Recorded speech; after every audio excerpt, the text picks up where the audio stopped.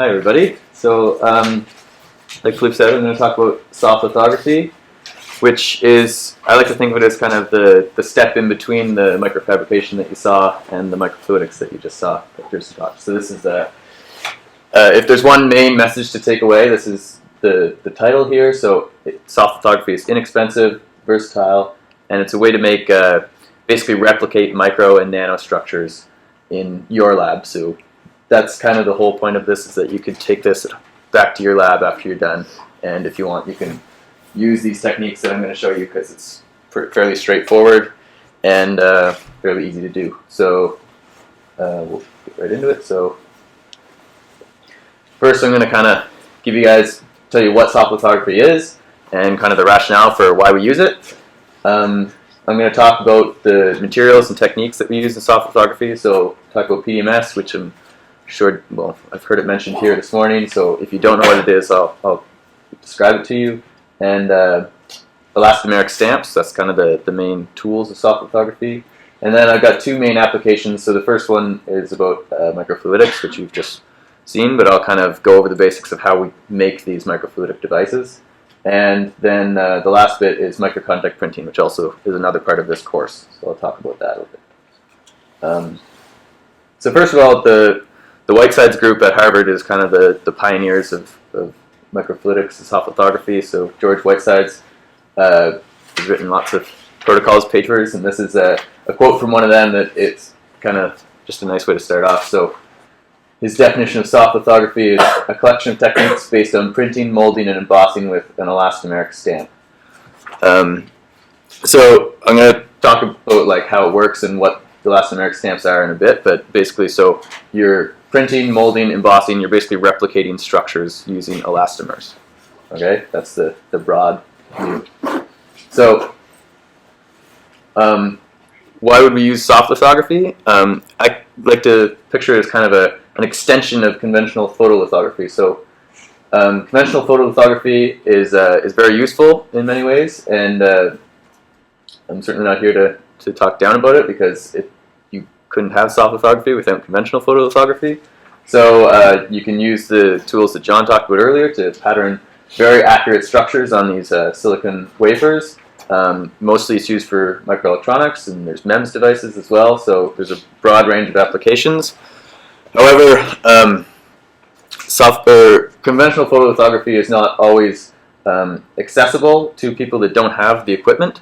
So we're very lucky here at McGill because we have our microfab that we can use, and it's relatively inexpensive for us as students. But if you don't have that expensive equipment, then you can't really use it. And so often conventional photolithography is inaccessible to people that don't have access to it.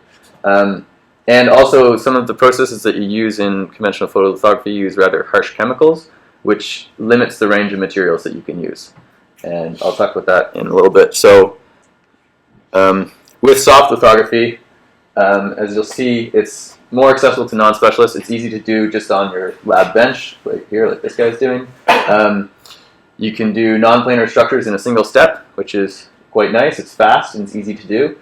And because there's no real harsh chemicals or harsh environments involved, it opens up kind of a new range of applications and materials. So I'm going to show you more flexible electronics, and it opens up some biological applications as well. So first of all, what do I mean by an elastomeric stamp? So you've seen this before in David's talk. So basically an elastomer consists of a prepolymer and a curing agent. You mix them together and pour them on a mold. So this is your master mold here. Then you bake it for a little while, and you peel it off. You have this kind of like rubbery reconstruction of your original structures. So one thing you might notice here is that obviously you need a master mold. This is where I was saying you need microfabrication to do soft lithography.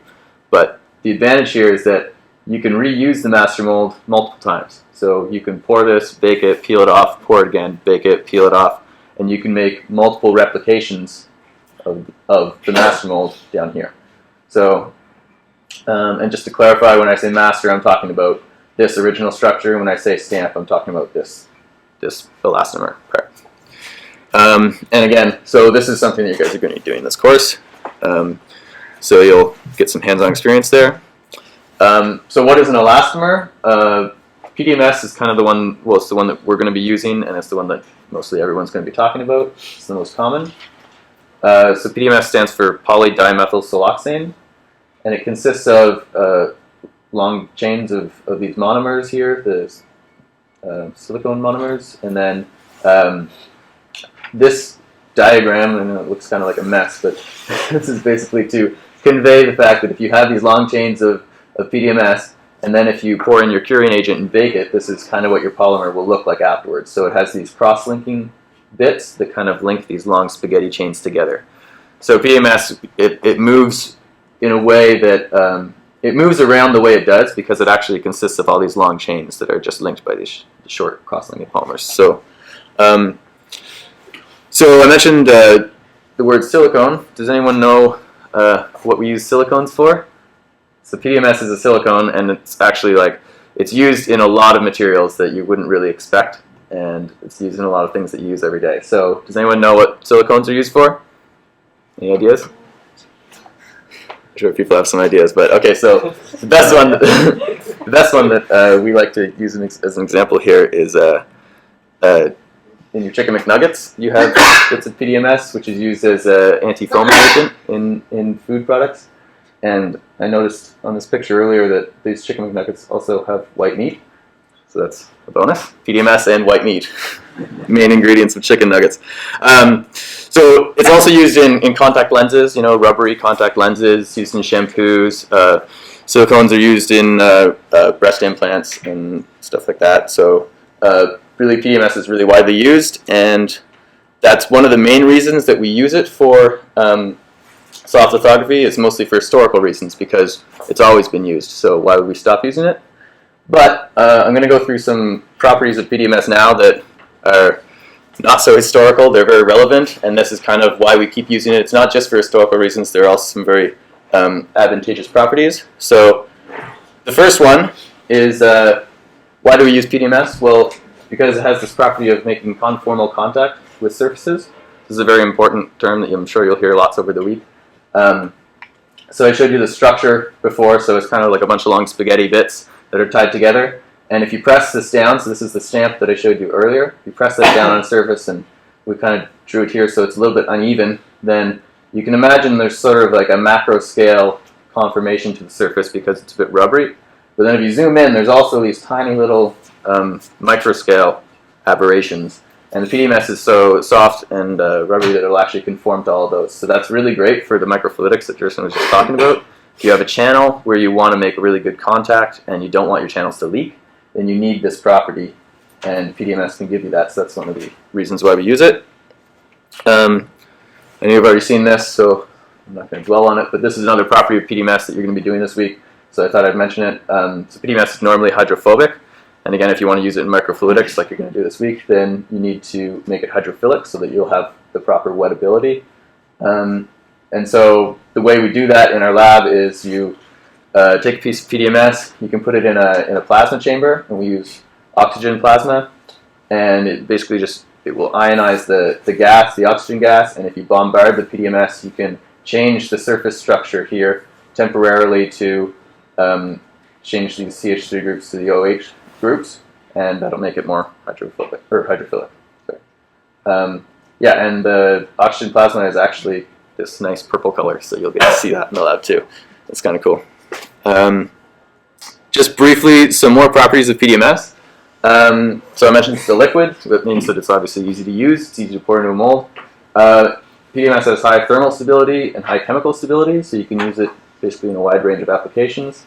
It's also transparent, which makes it really easy to visualize your experiments.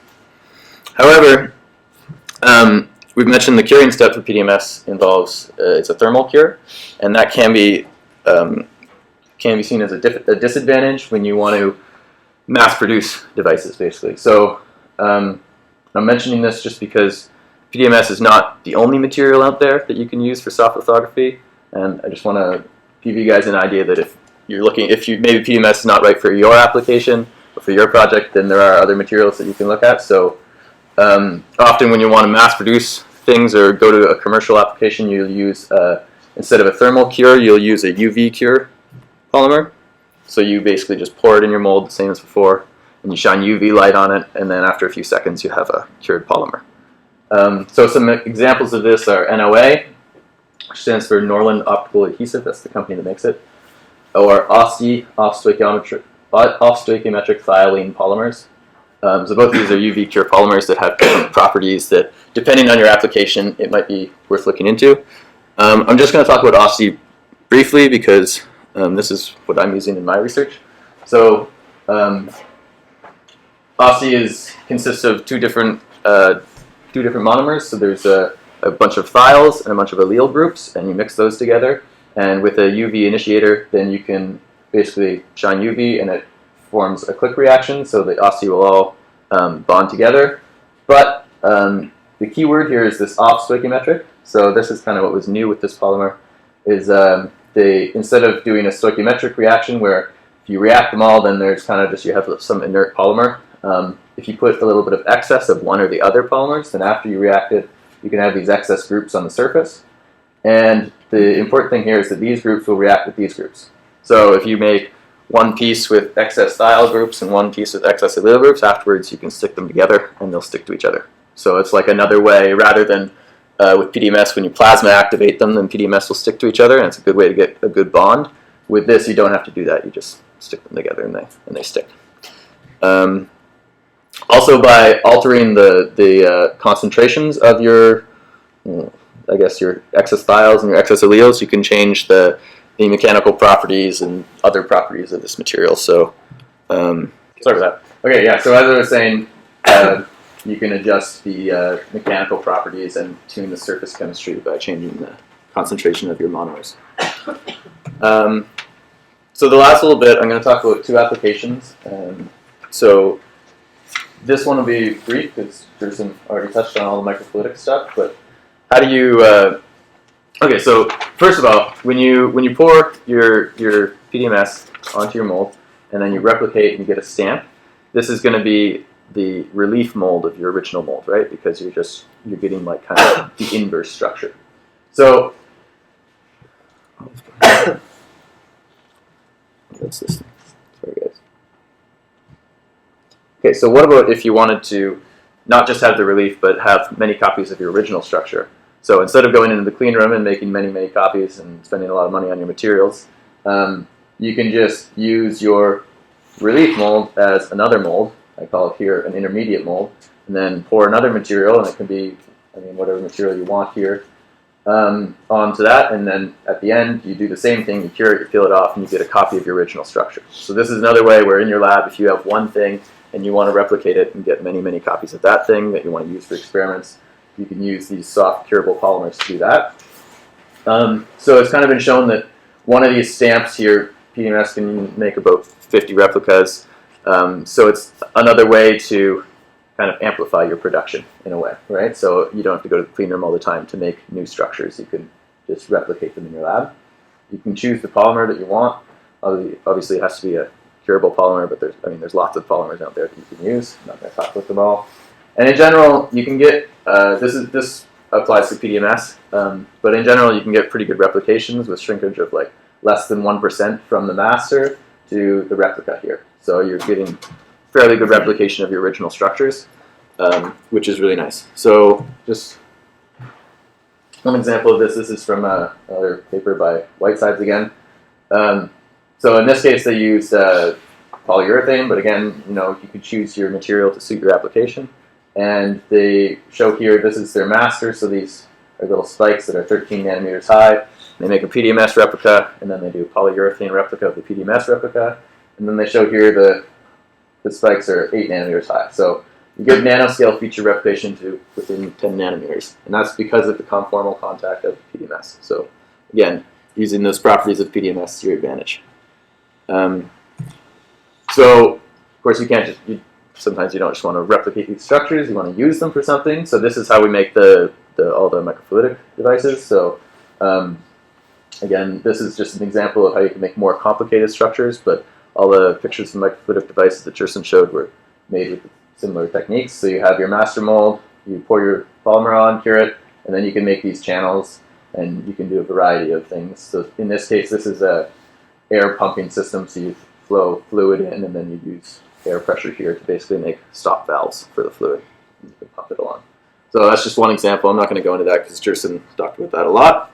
But related to this, so you need to keep in mind, I'm going to touch on this a bit, when you're doing your replications and when you're making structures like this, there are limits on the structures that you can make. And I just wanted to mention this because if you're planning to design something for your own experiments, you need to keep this in mind. So these are just ballpark numbers for optimal aspect ratios. So I'm not sure if you've heard the term aspect ratio before, but it's basically just the ratio between your feature height and length, or there's different definitions, so height to length or height to distance between features, right? So basically, if your features are too high, you can have lateral collapse, which means they're just kind of, it's a rubbery material, so they'll just fall over.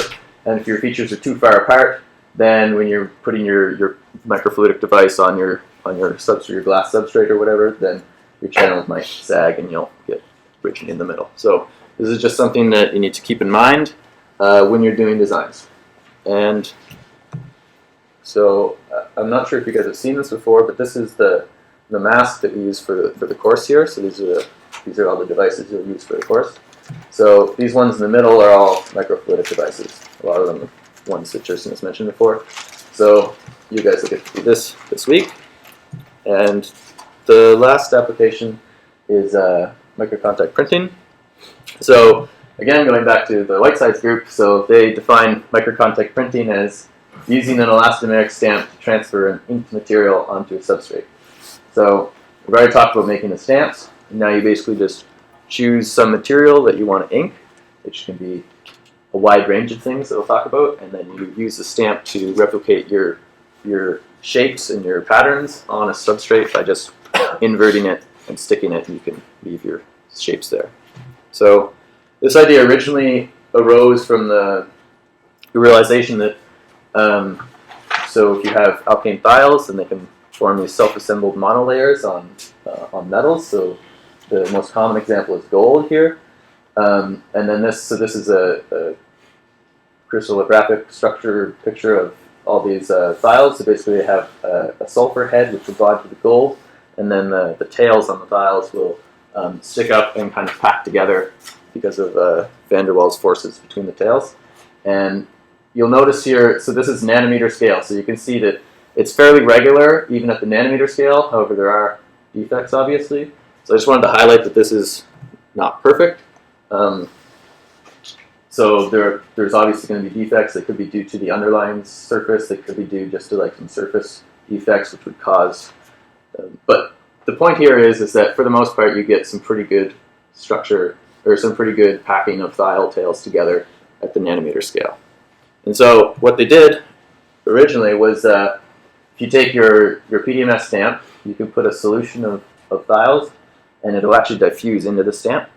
So you get this kind of concentration gradient of like lots of thiols here, not so many thiols here. And when you stick that onto a metal, you just invert it, put it on a metal, then the thiols at the surface here will stick to the metal, and they'll form these self-assembled monolayers. And so what was done here originally was then you could take this, and these self-assembled monolayers of thiols can perform kind of like a protective coating on your metal. And so if you etch it in a metal etchant, then you can basically you can recreate your pattern here, but in metal. And you can do this just on a desktop bench at your lab. It's fairly easy, and you can get nanometer size structures. So yeah, that was the original microcontact printing. And so here's some pictures of some of the structures they made. So this is the etched metal after they put the thiols on and put it in metal etchant. Okay, so of course microcontact printing took off after that, and so people started thinking, what else can we print? And so the next example I have for you is printing bacteria cells. So in this case, they took an agarose stamp, you put bacteria cells on it, grow them, and then you can basically print bacteria cultures in predefined shapes here. So these are just pretty pictures that they've done, but you can imagine how this could be useful for experiments where you want your bacteria in a specific spot, right? You'll notice here that this, so because they're using agarose gel, because the bacteria kind of like spread, it kind of they don't get as well-defined features as you might like. So one way you can get the same sort of idea, like a cell culture type of idea, but on a smaller scale, is you can print proteins and then grow cells on top of the proteins.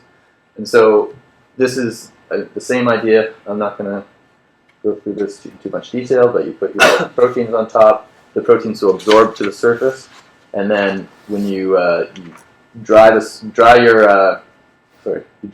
your solution away, and then you can stick the proteins onto your surface, and you can come up with something like this, where you have your structures or your predefined shapes on your surface, but they're proteins. So our lab has actually done a lot of work with this, where this isn't showing up too well, but you can see there's basically just circles of different proteins, so netrin, PDL, laminin, different adhesive proteins, and then you can grow, in this case it's astrocytes on them, and you can see that around the circle of protein there's no cells, and in the circle of protein there's cells. So this is a way to make, and this scale bar is 50 micrometers, so this is a way to make much smaller cultures of cells in predefined shapes. So this is the main point here. You can generate much smaller cell cultures with predefined geometries. And you can do this to, as an example, this is just one application of using this, so you can use it to test drug effects on the brain in vitro. So before going to animal models, this is a nicer way to get a better representation of maybe the in vitro microenvironment. We did co-cultures here, so this is neurons in red and astrocytes in green. Okay, so that's nice. That's on the micro scale, but can we go even smaller? So another thing that we've done in our lab. So remember I mentioned earlier the aspect ratio and how you have to keep that in mind, or else your structures will collapse. The same thing applies to printing. So if your features are too far apart, you'll have the PDMS collapse in the middle, and you'll actually like smear your features. And so in order to make these these are 100 nanometer spots of proteins. In order to make these, then we had to come up with a new technique, which is a lift-off technique. So you basically get your proteins onto a hard surface that's flat, and then it's kind of a second printing step. So you print the second thing onto a flat substrate, and it's a way to avoid the collapse problems because you're doing it in 2 steps. So it's a little bit longer, a little bit more involved, but you can overcome some of those problems. So we did this here to study cell migration. So basically you have these dots of proteins that get closer together, and you can form sort of a gradient here, and you can see which way the cell goes. If the cell goes towards the higher concentration of dots or the lower concentration of dots. And the last example I have for you, so this is the biological examples. The last example I have is, so when you're making flexible electronics, sometimes you can use kind of soft substrates to mass transfer electrical components from one area to another. So in this case, all the electrical interconnect layers are very thin, and they wanted to make very flexible electronics, so they basically etched away like all of the excess material. But then you have something that's very thin, and if you pick it up with tweezers or whatever, it'll just break. So they transferred it to a sheet of PDMS, and then they transferred it again to their final product. And it's just a method. This isn't entirely the same as what I was showing you before, but it's a method to basically transfer things from one way to another by using it on a stamp, and then you can mass transfer objects. And an application for this, so whereas normally if you didn't use this technique, you might have an array like this, which it's flexible, but you can see how it kind of just sits flatly on a brain. But using the technique I just showed you, they can make things like this, where you can see there's the actual substrate layer is much thinner, and it conforms much better to the brain. So rather than having sort of a flat square thing here, then it can see that it conforms to the layers of the brain. And so you can get much better contact with the brain and get much better electrical signals if you want to do in vivo brain measuring. Okay, so going back to this course. So microcontact printing in this course, I mentioned that these things in the middle are microfluidic devices. These things at the bottom are all stamps. So these are things that you're going to use to do microcontact printing like I just described. And I think the most interesting one here, so we have arrays of dots that are large dots and small dots, and we have arrays of stripes that are large and small and different spacings. And the most interesting stamp here is we have stripes that are at variable pitch. So here they're close together, and then as you get to the top, they get further apart. And hopefully you'll see this later in the week if it works out properly, but depending on how much pressure you apply to this, you'll see that the stripes around here turn out really nicely, and the stripes up here start to collapse because your features are too far apart. And so it's a nice demonstration of collapse. So when you guys get to this part in the course, just keep that in mind, something to look for when it happens. And I'm just going to wrap up. I hope that I kind of conveyed to you that soft lithography is a rapid way to basically recreate patterns and structures in your own lab, and it's relatively easy to do. You can use PDMS replicas for microfluidic devices, and you can use microcontact printing for a variety of applications. I've touched on a few here, but if you're interested in it, you should look it up because there's really, I couldn't possibly cover them all here. So, and that's everything for me. Thanks, guys.